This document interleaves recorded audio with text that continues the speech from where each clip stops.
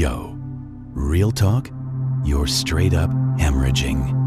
Nah, not blood. You're bleeding out your energy, your time, your whole damn sanity into the bottomless pit of what other people think about you. Every scroll, every clap back, every 3 a.m. replay of some conversation from 5 years ago, you're getting played, and it's time to wake the hell up. You're out here bleeding, not like physically bleeding or whatever, but you're hemorrhaging energy, bro. You're hemorrhaging time. You're bleeding your own mental health straight into the void of other people's hot takes and trash opinions. Every single time you scroll through the feed, you're catching feelings. Every time you're out here writing paragraphs trying to explain yourself to some clown who's literally committed to not getting it, you're losing. Every time you're laying up at 3 o'clock in the morning replaying some random conversation from like 2018, dissecting your tone, stressing about whether you came off too harsh or too awkward, bro, you're paying a tax you straight up cannot afford. You think this is just how it is. You call it being empathetic. You call it being a solid person. You call it having a conscience. Machiavelli would call it slavery straight up. He'd look at the modern dude, anxious as hell, neurotic, desperate for likes and validation, terrified of getting canceled. And he'd see somebody who's been domesticated, a creature that's forgotten how to hunt because he's too busy stressing about whether the herd thinks he's cool. We've been sold this lie that not caring is messed up, right? That it's a sign you're depressed or you're a sociopath or you got no morals. We're told the more we care, the more virtuous we are, the better person we are. That's the BS that keeps you weak, fam. The ability to not give a damn is not a bug.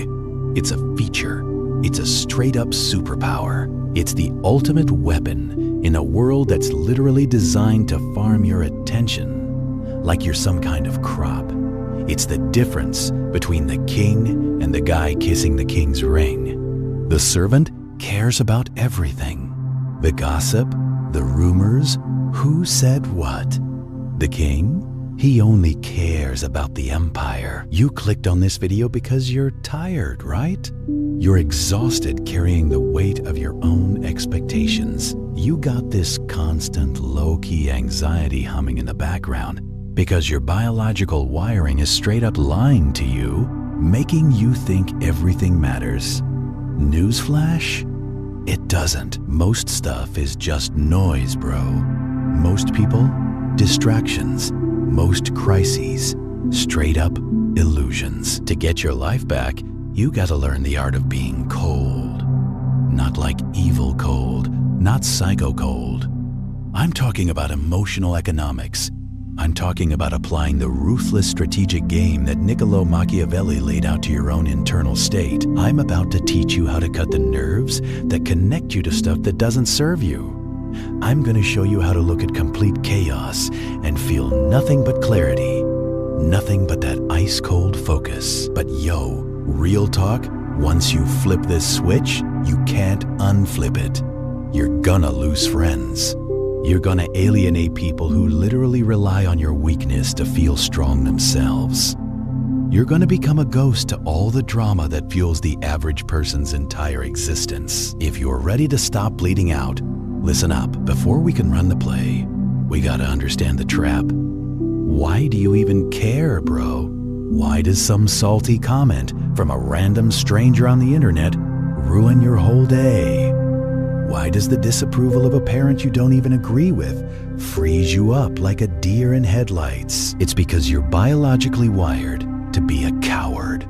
For real. For like 200,000 years, humans lived in tribes of 50 to 150 people max. In that world, caring was literally survival. If the tribe rejected you, you didn't just feel sad. You starved, or you got eaten by whatever predators were around. Your brain evolved this threat detection system that treats social rejection as a physical death threat. Like, when someone leaves you on read, your amygdala, that's your lizard brain, is screaming exile, danger, death. But you don't live in a tribe of 50 people anymore. You live in a world of billions. You live in this digital panopticon where you're exposed to the opinions of thousands of strangers every single day. Your hardware is outdated, bro. You're running Stone Age software in a space-age reality. You're treating a rude email like it's a saber-toothed tiger. You're treating getting ratioed on social media like it's a famine. You're pumping cortisol and adrenaline through your system over stuff that literally cannot hurt you. Machiavelli understood this human fragility. In The Prince, he straight up observed that men are ungrateful, fickle, false, cowardly, and greedy. He didn't say this to be a hater. He said it because it's accurate. He knew that people are ruled by fear, specifically the fear of losing their status, their position. Most people spend their entire lives managing this fear. They shapeshift. They apologize when they haven't even done anything wrong. They say yes when every fiber of their being wants to scream no. They're puppets dancing to the strings of their own biological anxiety. The first step to not caring is realizing that your feelings are liars. That tightness in your chest, that's not intuition, bro. That's a glitch in the system. That need to explain yourself, that's not integrity. That's a survival mechanism for a world that doesn't exist anymore. You gotta view your emotions not as commands, but as suggestions. And usually, they're trash suggestions. When you feel that urge to care, to worry, to fix things, to please people, you gotta pause. You gotta look at that impulse with the cold detachment of a scientist looking at a virus under a microscope. Interesting, you say to yourself. My brain thinks I'm in danger right now, but I'm literally just sitting in a meeting. Detach the sensation from the reality. This is the first cut. There's this story about an ancient king who got straight up disrespected by a peasant in the town square. The peasant was wilding out, screaming, throwing mud, calling the king a tyrant, a thief, all kinds of names. The king's guards drew their swords, ready to body this dude on the spot. The king just raised his hand. He didn't even look at the peasant.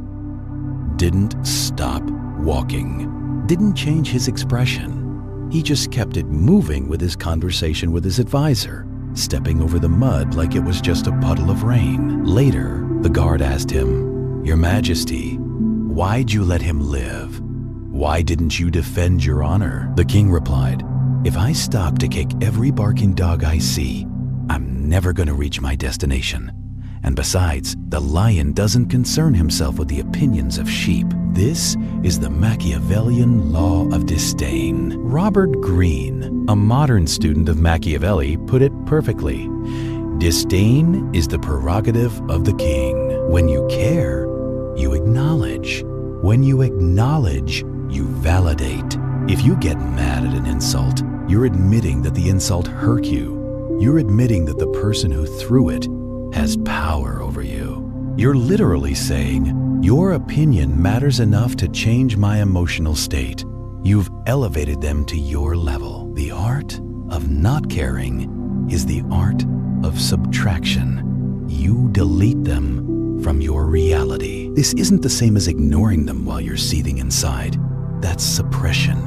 Suppression is weak sauce. Suppression leads to ulcers and health problems. I'm talking about true disdain, like the feeling you get when a fly buzzes near your ear. You don't hate the fly. You don't debate with the fly. You don't write a long text message to the fly explaining why it's being disrespectful. You just swat it away, or you move. The fly is insignificant. How do you achieve this level? You gotta adopt the view from above. This is a Stoic technique that Machiavelli used in his political maneuvering. Imagine your life 10 years from now. Will this matter? Imagine your life from the perspective of history. Does this argument matter? Imagine the heat death of the universe. Does this awkward silence matter? Zoom out until the person bothering you looks like an ant. It's hard to care about the opinions of an ant. Machiavelli taught that a prince must maintain his majesty. Majesty gets destroyed by pettiness. You cannot be majestic while you're being petty. You cannot be powerful while you're easily offended. Next time someone disrespects you, tries to guilt trip you, or tries to bait you into an argument, try this. Do nothing. Look at them. Blink slowly, then go back to what you were doing. Don't frown. Don't roll your eyes. That's still a reaction. Just nothing. The void. This silence is terrifying to people.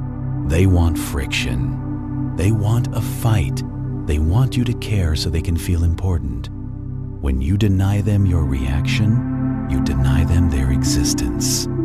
You turn them into ghosts. You'll feel a surge of power in your chest when you do this for the first time. It's the power of being sovereign. You've kept your energy, you've kept your peace, and you've won the war without even drawing your sword. Let's talk about resources for a second. You got a limited amount of money, right? You wouldn't walk down the street just throwing $100 bills at every stranger you see, would you?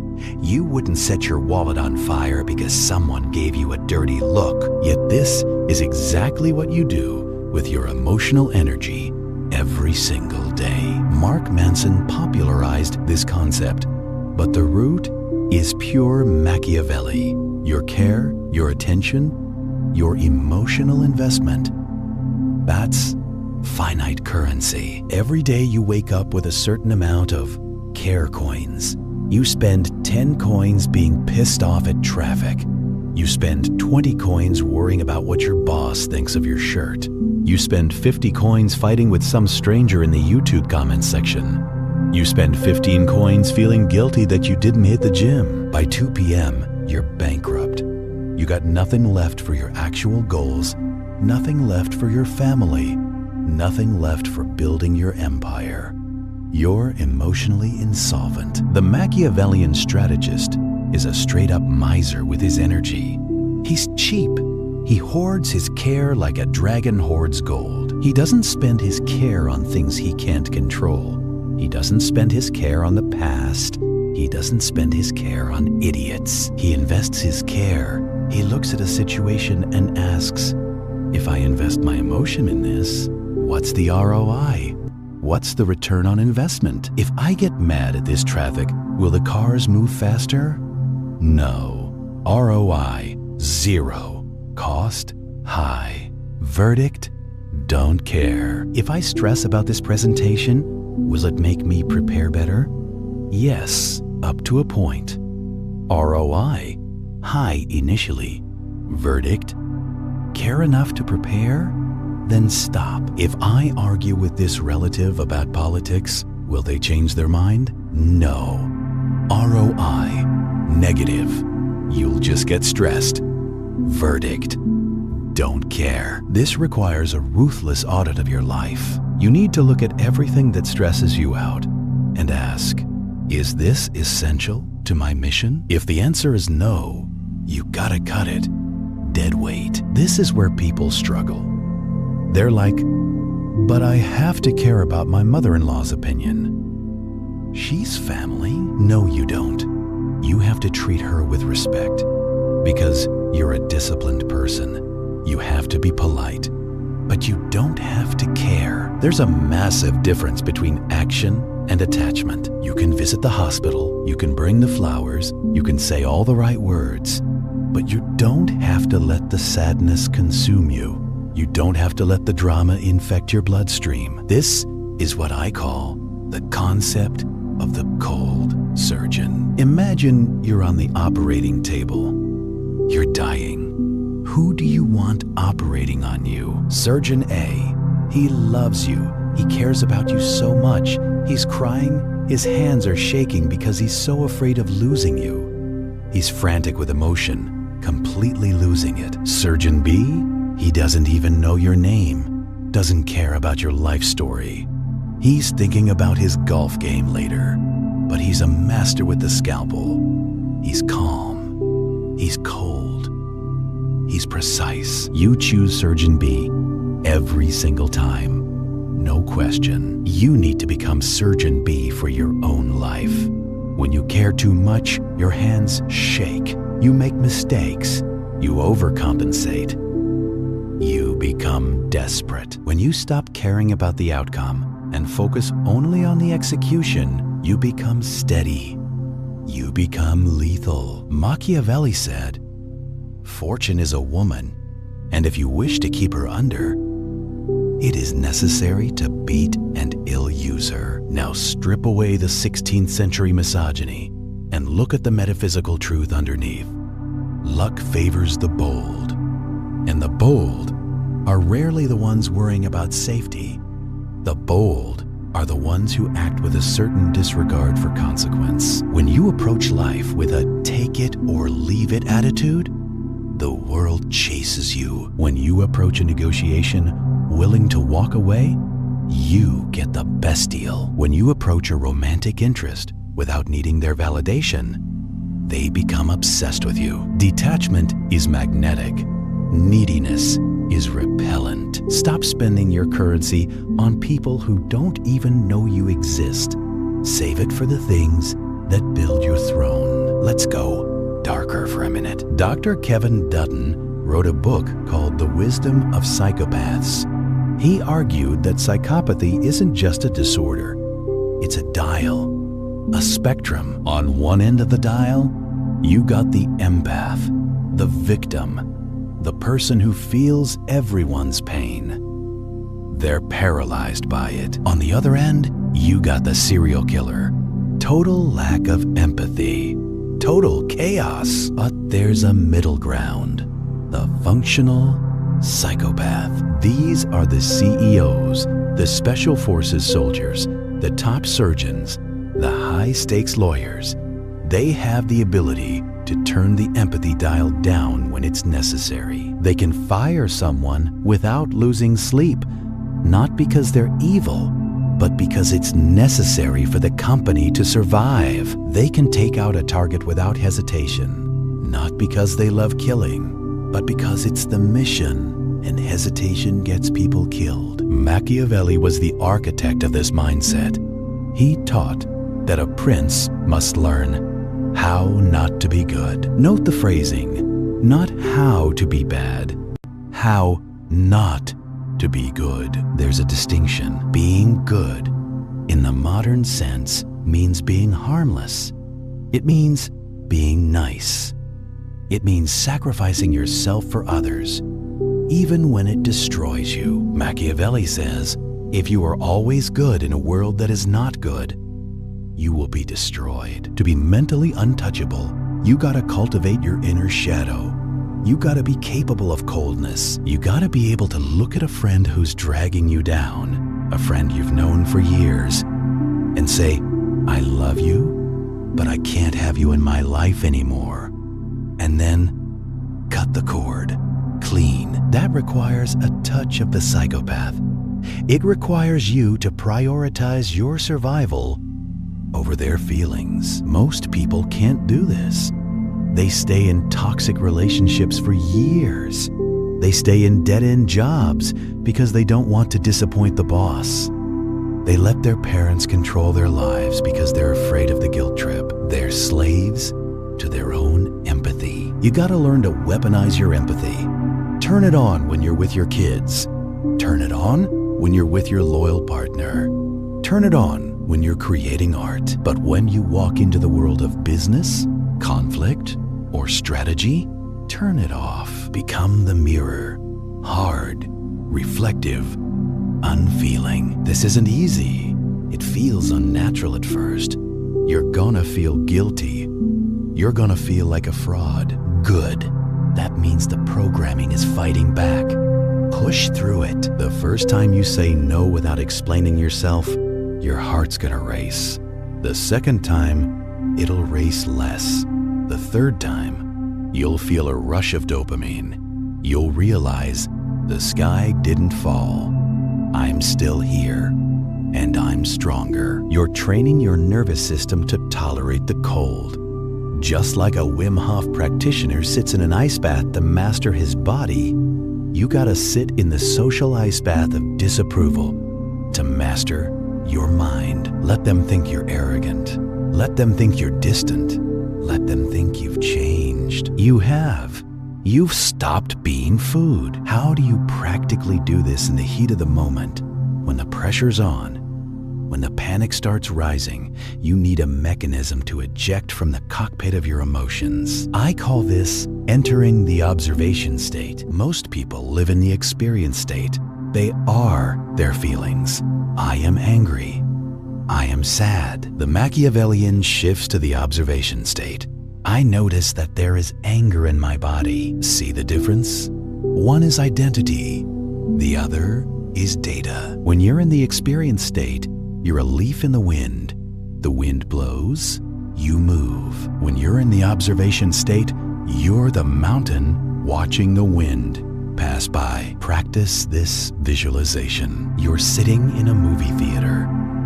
On the screen is your life. You're watching a character who looks like you, has your name, and is currently getting yelled at by a boss. Watch the character on the screen. See their face get red. See their hands shake. But you're in the audience. You're eating popcorn. You're watching the drama, but you're not in the drama. From the seat in the theater, you can make rational decisions. The character should probably just stay quiet and let the boss run out of steam. That's the strategic move. But if you're on the screen, you can't think. You just react. Machiavelli wrote his greatest works in exile. He was tortured on the rack. His arms were dislocated. He was thrown into a dungeon. He lost his status, his money, his power. And yet, he didn't die of despair. He went home, washed the mud off his clothes, put on his royal court robes, and sat down to write. He entered the observation state. He looked at his own torture and said, "What can I learn from this? How does power actually work?" He turned his pain into a project. He didn't care about his suffering. He cared about the lesson of the suffering. This is the ultimate alchemy.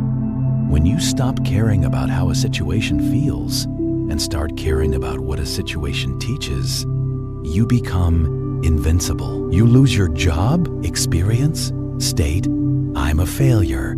My life is over." Panic mode, observation state. This is a forced tactical pivot. The market's shifting. I got 3 months of savings. I need to acquire a new skill. Let's analyze the data. She leaves you. Experience state. I'm unlovable. I'm gonna die alone. Observation state. The dynamic was unstable. My attachment was based on scarcity. This pain is the breaking of a dependency addiction. I'll endure the withdrawal and emerge autonomous. You see the power in this? The observation state turns tragedy into strategy. It turns, "Why is this happening to me?" into, "How do I use this?" It turns caring into calculating. And the calculator doesn't cry. The calculator doesn't panic. The calculator just solves the equation. Here's the question that always comes up. If I don't care, won't I become lazy? If I don't care, why would I achieve anything? This is the binary trap of the average mind. They think the only fuel for ambition is anxiety. They think you gotta be terrified of poverty to get rich. They think you gotta be desperate for fame to become an artist. Machiavelli would laugh at this nonsense. The greatest leaders, the greatest conquerors, they didn't operate out of anxiety. They operated out of will. There's a massive difference between "I need this to survive" and "I choose this because I am powerful." When you need the outcome, you're weak, you're tight. You play not to lose. When you choose the outcome, you're loose. You play to win. Think of a sniper. Does he care about the target? Yeah, he intends to hit it, but does he care emotionally? Is he angry at the target? Is he worried about what the target thinks of his gun? No. If he brings emotion into the shot, he misses. He cares about the process. He cares about the wind, the breathing, the trigger squeeze. He's hyper-focused, yet emotionally detached. This is the state you gotta reach. You gotta care intensely about your actions and not at all about the results. This sounds like a contradiction. It's a paradox. You wake up every day and you work harder than anyone else. You grind, you strategize, you execute with violence of action. But if it fails, you shrug. Next, you don't tie your self-worth to the result. You tie your self-worth to the discipline. If you build a business and it collapses, you're not destroyed because you're the builder, not the building. The building can fall. The builder can just build another one. Machiavelli studied Cesare Borgia, a ruthless commander. Borgia was incredibly ambitious. He conquered cities. He maneuvered armies. But he moved with fluid adaptability. When fortune turned against him, he didn't whine. He adapted. He understood that the world is chaos. You can't force the world to obey you. You can only position yourself to ride the wave. If you care too much about a specific outcome, I must get this specific promotion, you become rigid. You miss other opportunities. You're trying to force a door that's locked while there's a window wide open right next to you. The art of not caring is the art of fluidity. I will succeed. I don't know how, and I don't care which path takes me there. I'm married to the mission, not the method. This makes you dangerous because you cannot be disappointed. You can only be redirected. To truly master this, you gotta become comfortable with being the villain in other people's stories. When you stop caring, people will accuse you of being cold. They'll say you've changed. They'll say you're selfish. Accept it. Own it. Yes, I'm selfish. I'm protecting myself because if I don't, who will? We live in a society that fetishizes self-sacrifice.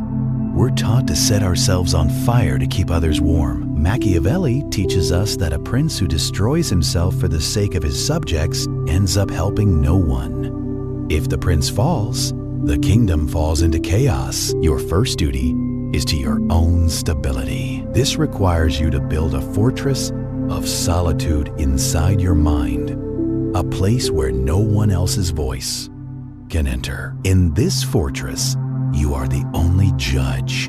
You are the only jury. Most people got a whole committee in their heads. What would my dad think? What would my ex think? What would society think? Fire the committee, empty the room, sit on the throne of your own mind, alone. When you make a decision, it's gotta come from you, not from a desire to please, not from a fear of judgment, but from your own calculated will. This is lonely. I'm not gonna lie to you. The air is thin at the top. When you stop playing the social games, you realize how fake most connections are. You realize that most friendships are just mutual anxiety pacts. I'll validate your delusion if you validate mine. When you stop needing validation, those friendships dissolve. Let them go. You're making space for something better. You're making space for respect. People respect the man who doesn't need them. People chase the woman who doesn't need them. By becoming a fortress, you become a destination. People will come to you seeking shelter because they can sense that you're solid. They can sense that you're not swayed by the wind. Your lack of caring becomes their security. The Stoics had a practice called premeditatio malorum, the premeditation of evils. Machiavelli would approve of this.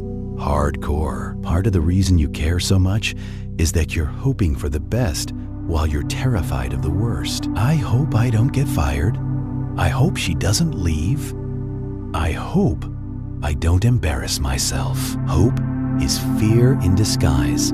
Hope implies that you need the outcome to be good in order for you to be okay. Kill hope. replace it with acceptance. Every morning, look at the darkness head on. I could be fired today. I could be betrayed today.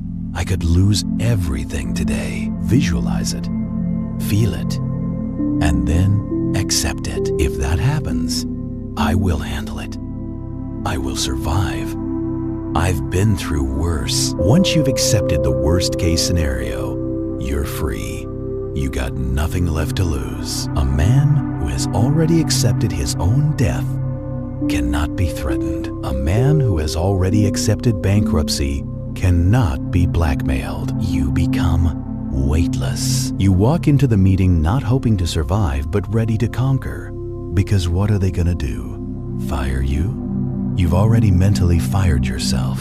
You've already packed your box in your mind. You're immune. This is the ultimate Machiavellian power move. To look at the worst fate can throw at you and say, is that all you got? When you stop fearing the dark, you own the dark. We arrive at the final state, the 0 point. This is not nihilism. Nihilism says, nothing matters, so I'm just gonna rot. The 0 point says, nothing matters, so I'm free to create meaning. If the universe is empty, if people are fickle, if legacy is just dust, then the only thing that matters is this moment and your will. You realize that caring was just a cage you built for yourself. You unlock the door, you step out. The sun is shining. The air is cold. You look at the people rushing around, staring at their phones, terrified, angry, desperate, and you feel light. You realize that you're playing a game you can walk away from at any time. You realize that your reputation is just a story people tell. You realize that your failures are just plot twists. You realize that your pain is just sensation. You are the player, not the character. You pick up the controller. You decide to play the game of life with full intensity, but with zero attachment. You laugh when you lose. You smile when you win. But you never forget that it's just a game. This is the art of not caring. It's not about being numb. It's about being awake. It's about looking at the absurdity of existence and choosing to dance on the edge of the abyss rather than cowering in the corner. Machiavelli smiled in the face of fortune. He knew she was cruel. He knew she was wild. But he didn't hide from her. He danced with her, and so must you. So tomorrow morning, you're gonna wake up. The anxiety's gonna try to creep in. The emails will scream for your attention. The world's gonna try to put its hook in your mouth. What are you gonna do? Will you bite? Will you let them drag you back into the noise? Or will you remember the king stepping over the mud? Will you remember the surgeon? Will you remember that you're the architect of your own reality? And you can choose to close the door? The choice is yours, bro. But remember, the price of freedom is the willingness to be disliked. The price of power is the willingness to walk alone. Are you willing to pay it? Most people aren't. But you might be different. If this woke something up in you, understand, this is only scratching the surface. I gotta be careful with what I say out here on the main channel. There are deeper, darker strategies of psychological warfare and emotional control that I, straight up, cannot share publicly. The algorithm punishes the real truth. These uncensored lessons are behind the join button. If you're tired of being the sheep and you're ready to become the wolf, click join. Step into the architect level. You'll unlock the forbidden knowledge that the world tries to hide from you. Most people will scroll past this. They want to stay asleep. Let them. But if you want the keys to the kingdom, I'll see you on the inside. Subscribe, disappear, build your empire.